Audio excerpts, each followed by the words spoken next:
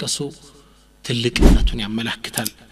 ዘካ የሚባለው እንደ ሰደቃ ተጠዋ አይደለም የድሆች ሐቅ ነው አንተ ዘንድ እኔ ዘንድ ያለ የድሆች ንብረት ነው ግዴታችን ነው ዘካ መስጠት ዘካ በሁሉም የንብረት አይነት ላይ ይወጅብናል በስርዓት እንከታተለው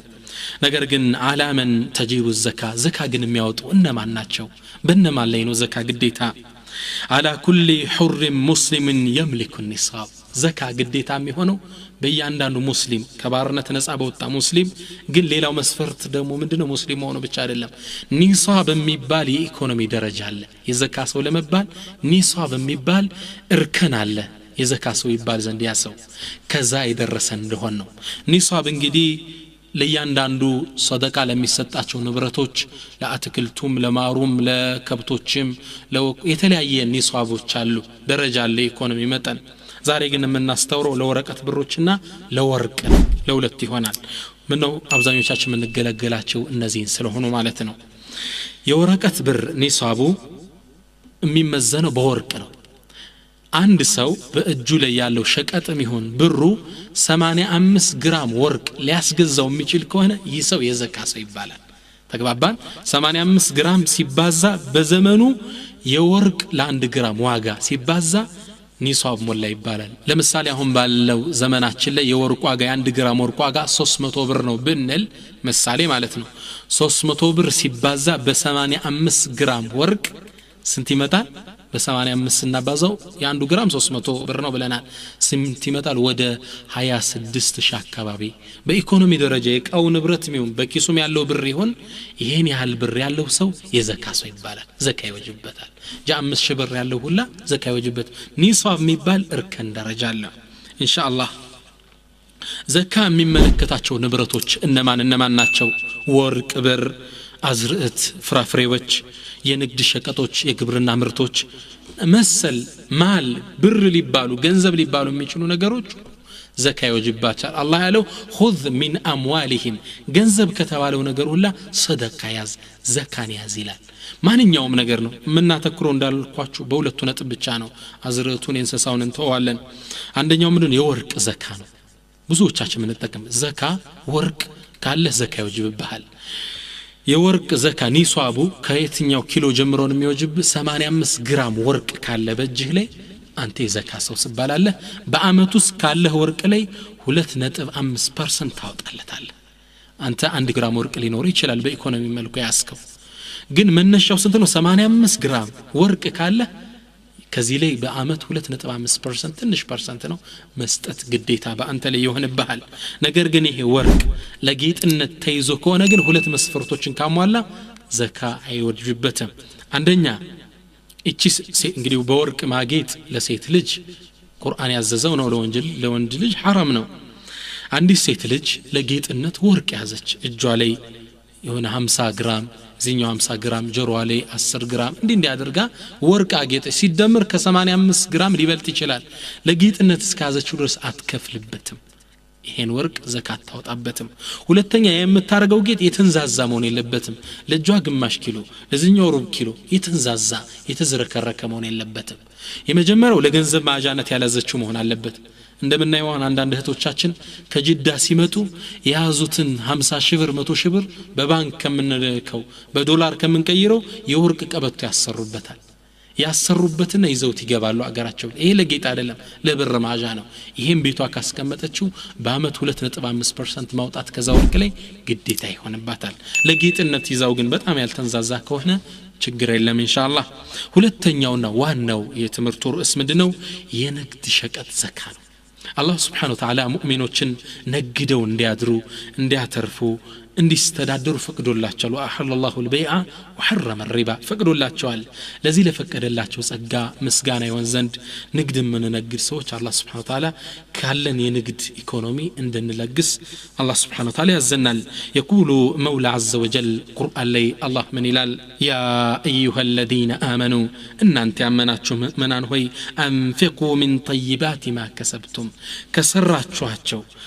ነግዳችሁ ካተረፋችሁት ንብረት ዘካን ስጡ ይለናል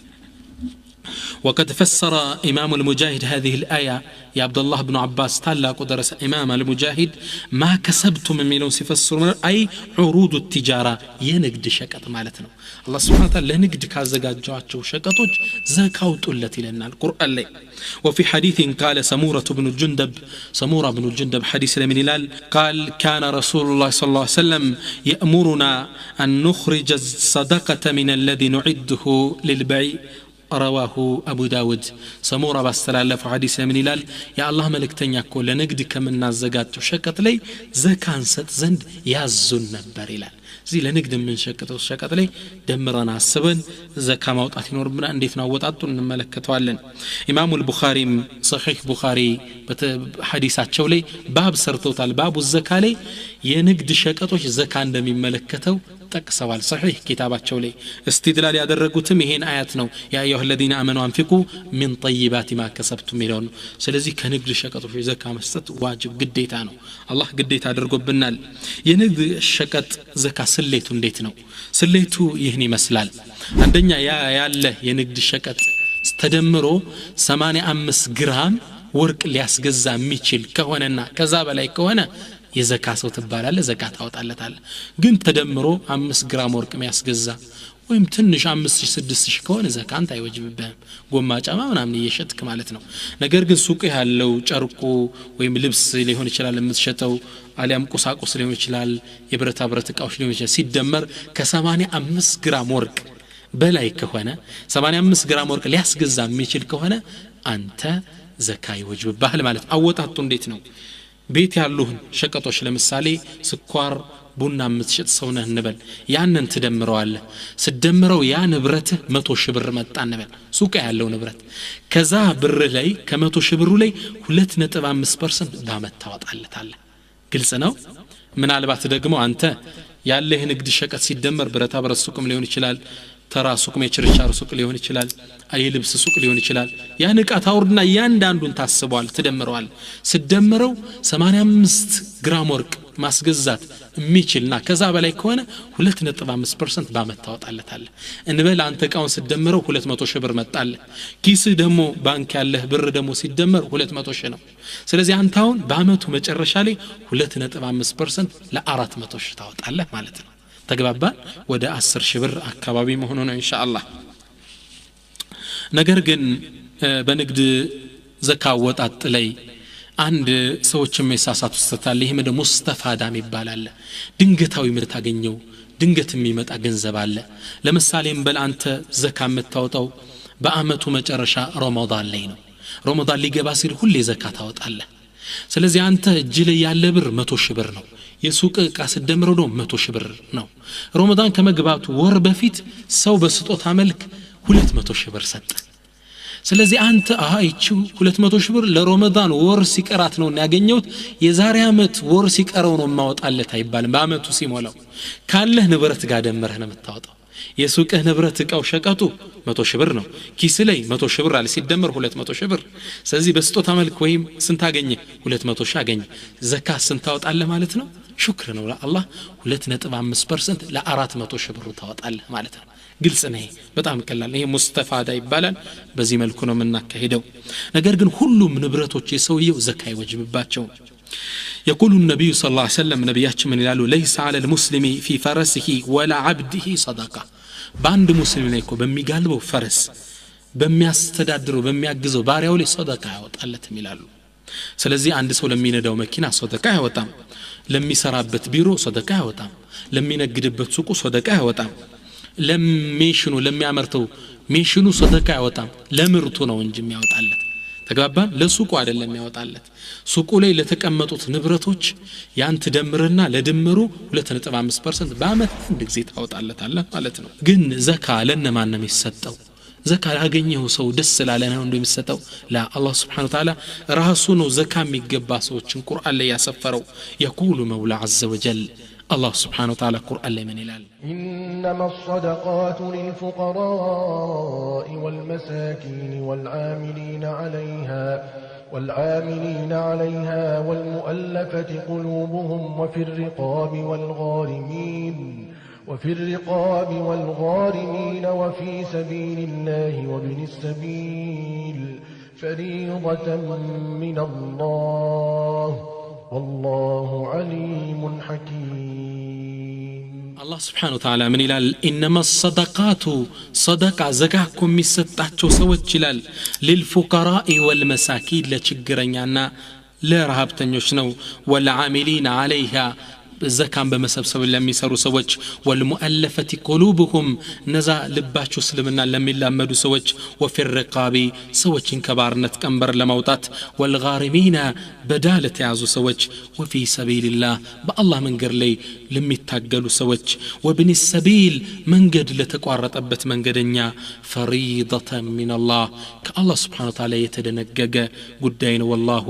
عليم حكيم. الله دم أواكينا تبابنيا نو إلال سورة التوبة لي الله سبحانه وتعالى النزين سمم سوچن راسو تقساتشو لما نمجال ستم بزرزرنا يتشوالن للفقراء والمساكين زكاة مجمرة مستاتشو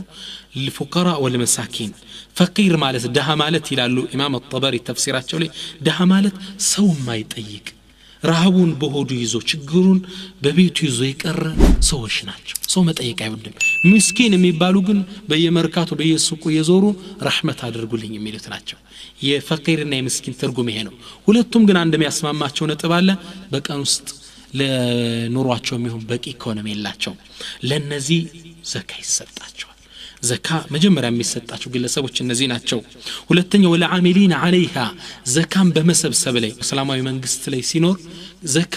በመንግስት ነው የሚሰበሰበው። ያን የሚሰበስቡ ግለሰቦች አሉ። ሀብታም እንኳን ቢሆኑ ለነሱ በሰራተኝነታቸው የዘካ ድርሻ ይደርሳቸዋል። ነገር ግን ዑለማዎች እንደሚሉት እነዚህ ሰዎች ሙስሊም መሆን አለባቸው ሰራተኞች። ሁለተኛ ታማኝ መሆን አለባቸው። የዳህ ንብረት ነውና የሚሰበሰቡት። ሶስተኛ ብቃት ሊኖራቸው ይገባል። ሐፊዙን ሐሊም ብቁ ሊሆኑ ይገባል። እነዚህ ሰዎች ሀብታምም ቢሆኑ ለነዚህ ሰዎች ሚሊዮንም ብር ቢኖራቸው ዘካን በመሰብሰብ ላይ ተቀጥረው እስከሰሩ ድረስ በቅጥሩ ይከፈላቸዋል። ወአለፈት قلوبهم ልባቸው ይላመዳል። እነዚህ ብዙ ካፊሩን ሙስሊሙን ይከታል። ካፊሩ ይሁዳም ይሁን ነሳራ ወደ እስልምና እንዲገባ ዳር ላይ ተቀምጦ ከሆነ ዘካ ሰጠው ብር ታታለው ነው ወደ እስልምና ሊመጣ ይችላል። አሊያም አገር ላይ ድምጹ ተሰሚነት ይኖረውና ያን ብር ሰጠው እሱ ሲገባ ሌሎች ተከተሉት ሊገቡ ይችላሉ። እንደ አይነት ሰዎች ለዳዕዋ የሚጠቅም ሰው አለ። አላለም ሙስሊም የሆነና ደካማ ልብ ይኖረዋል። ኤንጂኦዎች እነዚህ ሚሽነሪዎች መጥተው ትንሽ ዶቄትና ስንዴ ቢሰጡት ከእስልምናው ብር ሊያስወጡ የሚችል ደካማ ልብ ያለው ሙስሊም አለ። ለሱ ዘካ ይሰጣል እምነቱ ላይ እንዲጸና። አሊያም ደግሞ ካፊር የሆኑና ብር ቢሰጣቸው ከሸራቸው ያቆማሉ ተብሎ የሚታሰብ ከሆነ ለነዚህም ይገባቸዋል። አላህ Subhanahu Wa Ta'ala አምስተኛ ወፊ الرقاب ያለ አምስተኛ ዘካ የሚገባቸው ሰዎችን ከባርነት ቀንበር ነፃ ለማውጣት እስልምና ሰዎችን ከባርነት ነፃ ለማውጣት ከሚጠቀምባቸው መንገዶች ውስጥ የዘካን ብር መስጠት ነው። መሬት ላይ ነብዩ ሰለላሁ ዐለይሂ ወሰለም ሲላኩ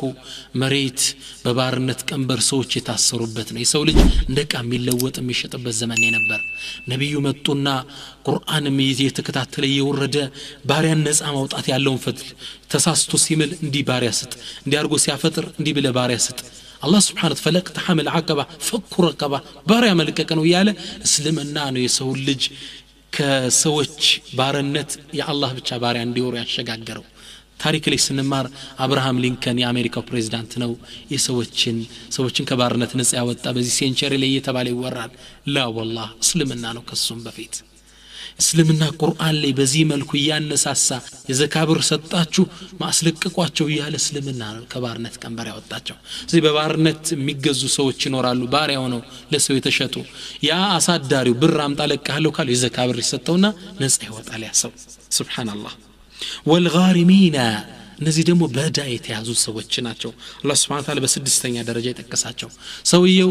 የሚተዳደርበት በቂ ብር ሊኖር ይችላል። ምስኪንም ፈቂርም ላይሆን ይችላል። ነገር ግን የሆነ ነገር ሰራለው ብሎ ተበደረን ዕዳ ውስጥ ወደቀ 1 ሚሊዮን ብር። በወር ግን 1000 ብር ያገኛል። ቤተሰቡን ያስተዳድርበታል። ያን ዕዳ ለመክፈል ከዘካ ብር ይሰጠዋል። በቂ ንብረት እንኳን ቢኖረው ማለት ነው። ዕዳ ውስጥ ገብቷል። አሊያም ሁለት ሰዎች ተጣሉና አንደኛውን ለማስታረቅ እኔ ብሩን እከፍልሃለሁ ተው ብሎ አስማማቸው። ነገር ግን መክፈል አልቻለም እርቁ ይፈልጋልና ዘካ ብር ተሰጥቶት እዳው እንዲከፍል ይደረጋል እዳ ውስጥ ያሉ ሰዎች ወፊ ሰቢልላህ ለአላህ መንገድ ለሚደረግ ጥሪ ደግሞ አላህ በሰባተኛነት ጠየቀው ወልሙራዱ ሚን ሰቢልላህ አልዓመሉ الموصل الى مرضات الله وجناته في سبيل الله ማለት እንግዲህ ወደ አላህ ጀነትና ወደ ውዴታው የሚያዳስ ማንኛውም ስራ የአላህ መንገድ ስራ ይባላል ለነዚህ ደግሞ ግንባር ቀደም የሚሰጠው ጂሃድ ነው በአላህ መንገድ ለሚደረግ ጂሃድ ዘካ ይሰጣል መሳሪያ ለመግዛት ዘካ ይሰጣል አዳም ዒልምን ለማስፋፋት ዘካ ይሰጣል እስላማዊ መድረሶችን ለመገንባት ዩኒቨርሲቲዎችን ለመገንባት ሚዲያዎችን ለመጠቀም ቪሲዲዎችን ገዝቶ ለመበተን ዘካ መሰጠት ይችላል ኢንሻአላህ ወብን السبيل አለ ابن السبيل ማለት አላህ የመንገድ ልጅ አለው ምን ማለት ነው ሰውየው መንገድ ይወጣል ሀብታምም ደሃም ሊሆን ይችላል መንገድ ላይ ያለ ስንቅ ተቋረጠበት አለ ሌባ ሰረቀው አገሩ መድረሻ ብር ከዘካ ብር ሊሰጠው ይችላል ሱብሃንአላህ አላህ ሲያበቃ አንቀጹ ምን አለ ፈሪደተን ሚን አላህ ከአላህ ሱብሃነሁ ወተዓላ የተወሰነ ድንጋጌ ነው ወላሁ አላህ ዓሊም አዋቂ ነው ለነማን እንደሚሰጥ ያውቃል ሐኪም ጥበበኛ ነው ለነዚህ በመሰጠቱ ያለውን ትሩፋት አላህ ሱብሃነሁ ወተዓላ ጠንቅቆ ያውቃልና ነገር ግን እነዚህ ዘካ የሚሰጣቸው ሰዎች ናቸው አብዛኞቻችን ግን ዘካ ለማይገባው ሰው እየሰጠን ወንጀል ውስጥ እንወድቃለን ዘካ የማይሰጣቸውን ሰዎች እናያለን አንደኛ ሀብታሞች ዘካ ይሰጣቸው እሱና ቤተሰው መግቦ ሊያደር የሚችል ሰው ዘካ ለሱ አይገባውም ሐራም ነው ለሱ ብሰጥ ቀዳ ይወጅብሃል ሁለተኛ ሰርቶ ማደር የሚችል ወጣት ስራ ያለለት አልሰራም ብሎ የተቀመጠ ሰው ዘካ ይገባው ይህ ድሆች ሐቅ ነው ስራ አጥቶ ተቸግሮ ከሆነ ይሰጣዋል ስራ እስኪያገኝ ድረስ አሊያ ግን አይገባውም يقول النبي صلى الله عليه وسلم ነብያችን ምን ይላሉ لا حظ فيها لغني ولا لقوي مكتسب ከዘጋኩ ድርሻ የላቸው قوي مكتسب ሰርቶ ማደር የሚችል ኃይል ያለው ሰውና ሀብታም አይገባቸውም ይላሉ ለሁለቱ አይሰጥም ሶስተኛ ዘካ የማይገባቸው ሰዎች ዱዓ ላደርግ ነኝ ብሎ ስራ ያለለት የተቀመጠ ሰው ጋርዶ የተቀመጠ ሰው ዘካ አይገባውም ይላሉ ኢማም ነዋዊ ረውዳ በሚባል ኪታባቸው ላይ ሰውየው ሰርቶ ማደር የቻለ እኔ ዱዓ ሰው ነኝ ብሎ ቁጭ ያለ ቤቱ ከተቀመጠ አይሰጣው ነገር ግን በእድሜ ገፍተው አይነ በሲር ሆነው መንቀሳቀስ ካልቻሉ ይሰጣቸዋል የዘካ ብር ሲሆን ያመት ቀለባቸውን ነው ምንዘጋላቸው የሌላ ሰው እጅ ከዛ ወዲያ እንዳያዩ አድርገን ነገር ግን ዝም ብሎ ተቀምጦ ገና ለጋ ሆኖ መስራት እየቻለ የተቀመጠ ሰው ዘካ ይሰጣው ብትሰጥ ከዛ እንደገና ይወጅብሃል አራተኛው ወላጆች ያንተ እናት አባቶች ዘካ ካንተ አይገባቸው ምነው እነሱን መንከባከብ መርዳት ያንተ ኃላፊነት ነው ልትረዳቸው ነው የሚገባ እንጂ ከዘካ ብር ልትሰጣቸው የተከለከለ ነው ሌላው ደግሞ አብዛኛው ሹብሃ የሚወድቅባቸው ምንድነው ለሚስትህና ለልጆችህም ዘካ ይሰጥ እናኑ ለሚስት ብትሰጡ ይበቃል ሲሉ ተሰማል አይበቃም ሚስትህን ማስተዳደር ልጆችህን መንከባከብ ያንተ ኃላፊነት ነው ለነሱ ይሄን ዘካ ብር ሰጣቸው ማለት አንተ ልትገዛላቸው የነበረውን ጫማ ነው የሚገዙት ስለዚህ በተዘዋዋሪ አንተ ይሄን ብር ተጠቅመዋል ማለት ነው ሐራም ለነሱም ላንተም እየበላህ ነው ابن قدامة ሙግኒ የሚባሉ ኪታባቸው ላይ ይሄን ነው በስፋት የዘረዘሩት ለሚስትህና ለልጆች ዘካ ይገባም ነገር ግን ዘካ ምን ያህል ይሰጥ ለሚለው ሁለት አይነት አሰጣጣል አንዱ ምንድነው ለዛ ሰው ሽማግሌ ሆነው ወጣው መስራት የማይችሉ ከሆነ ያመት ቀለል ተዘጋላቸዋል ቁጭ ብለው ዒባዳ እንዲያደርጉ አሊያ ግን ወጣት ሆኖ ተንቀሳቅሶ መስራት የሚችል ከሆነ 100 ብር 50 ብር አይደለም የሚሰጠው ጋራጅ መስራት ፈልገው የጋራጅ ሜሽኖች መበየጃ እንዳለ ነው ገዝተህ የምትሰጠው ሜሽኖችን ገዝተህ ለወደፊት ዘካ ማውጣት እንዲችል አድርገህ ነው የምትሰጠው ሁለተኛው አሰጣጥ ይሄ ነው በዚህ መልኩ መስጠት ይኖርብናል ነገር ግን ዘካ መስጠት አለብን ዘካ አልሰጠም ያለሳ ሱብሃንአላህ በጣም አስፈሪ አንቀጾችን ነው አላህ ያወረደው አንደኛ من جحده فهو كافر እኔ ገንዘቤ ዘካ ማውጣት አይገባኝም ያለ ሰው ይከፍራል በዲን እስላም ከእስልምና ይወጣል ومن قصر فيها ያጎደለ ግን በአኺራም በዱንያም አላህ ከባድ ቅጣት ይቀጣዋል በጣም የሚያስደነግጡ ሐዲሶችና ቁርአኖች ነብዩ ይናገራሉ